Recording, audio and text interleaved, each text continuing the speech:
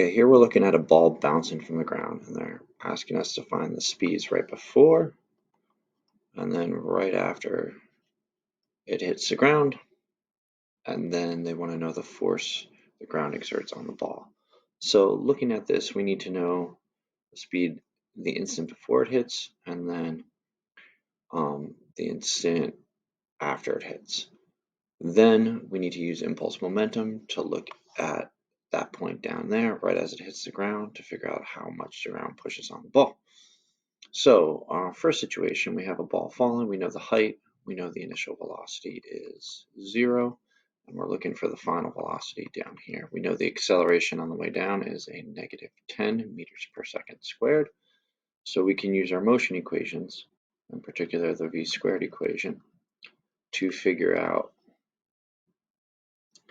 that the speed of the ball as it hits the ground will ultimately work out to be a plus or minus 14.14 meters per second.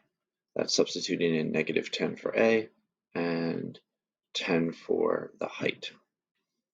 Now we need to know the speed of the ball again right after it hits the ground, but we know it bounces to a height of 6 meters where the velocity is 0. We need to know that initial speed. Again, the acceleration being negative 10, and the height being 6, we can use the same equation, but this time solve for the initial speed,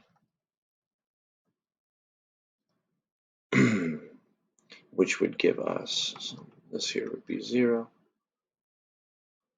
and then we're going to have the VO, this will be negative, is equal to 2 times negative 10 times a positive 6. Your negatives will divide out, take the square root, and you're going to get plus or minus 10.95 meters per second. So yes, in impulse momentum problems, we might have to use other things such as forces and motion to help us out here. In this case, it was motion. So the initial diagram should be the ball right before it hits the ground, moving down at 14.1 meters per second.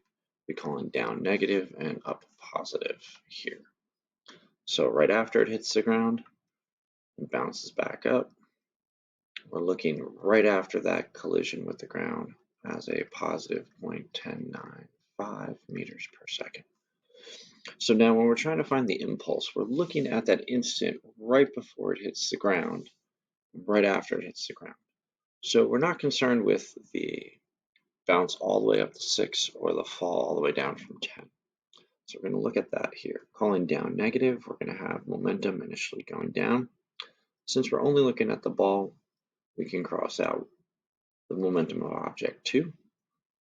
All right, then at the end here, we have it moving up at 10.95 meters per second. So if I start with a large negative impulse and end up with a positive impulse, that means I have to have a larger positive impulse here. So if we're just talking conceptually here, if I have negative 3 units of momentum initially, then positive 2 units, I need a positive 5 units of momentum.